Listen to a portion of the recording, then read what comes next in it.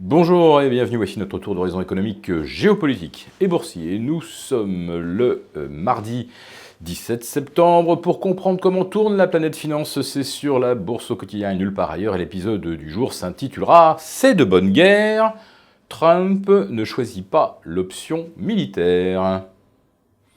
Oui, Donald Trump a carrément tweeté que dans l'état actuel du dossier pétrolier, après l'attaque, dont on ne sait trop s'il faut l'attribuer aux rebelles houthis yéménites ou à l'Iran, eh bien, il faut attendre les éléments, les conclusions de l'Arabie Saoudite concernant cette agression qui lui coûte quand même pratiquement la moitié de sa production pétrolière, alors qu'on entend autour de Trump des tas de faucons néoconservateurs disant qu'il faut vitrifier Téhéran, bombarder l'Iran, leur donner une bonne leçon. Eh bien, Donald Trump, lui, se montre beaucoup moins va-t-en-guerre et estime que, pour l'instant, en l'absence de preuves formelles, on ne peut pas encore déclencher une riposte militaire contre l'Iran. Alors c'est vrai que les États-Unis ont aplati l'Irak et Saddam Hussein en une semaine en 2002. L'Iran, c'est quand même un beaucoup plus gros morceau. Et puis, surtout, le Yémen qui bombarde l'Arabie Saoudite, ce n'est qu'une riposte aux agressions quotidiennes de la coalition arabe à l'intérieur du territoire yéménite. Ce n'est rien en comparaison du blocus qui provoque des milliers de morts par manque de médicaments ou par famine.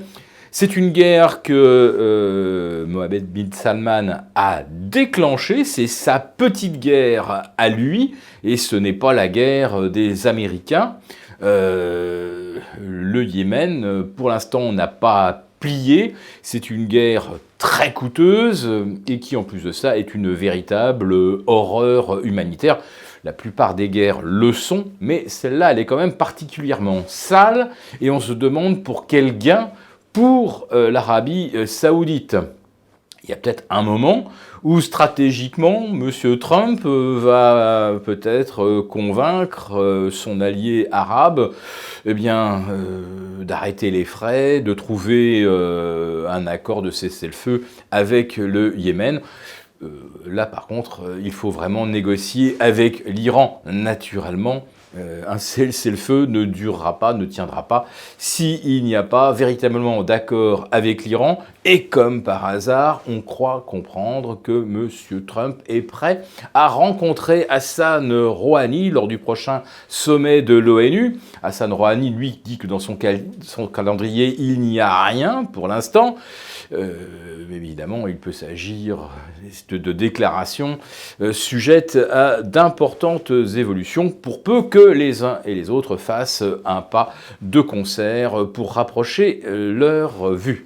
Alors, comment exprimer, comprendre l'état d'esprit des marchés par rapport aux événements du week-end ? Peut-être que Tokyo ou Shanghai nous donnent la réponse. Tokyo était fermé lundi. Donc on se disait, aujourd'hui, il va falloir qu'ils prennent en compte le changement de perspective économique, les risques inflationnistes, le pétrole plus cher, etc. Car le Japon, comme vous le savez, importe 100% de sa consommation pétrolière. Eh bien, ce matin, la bourse de Tokyo termine en hausse de 0,05%. Voilà, sur 48 heures, l'impact des événements du week-end en Arabie Saoudite, c'est plus 0,05% à Tokyo, et la bourse de Shanghai est tout aussi flat sur 48 heures.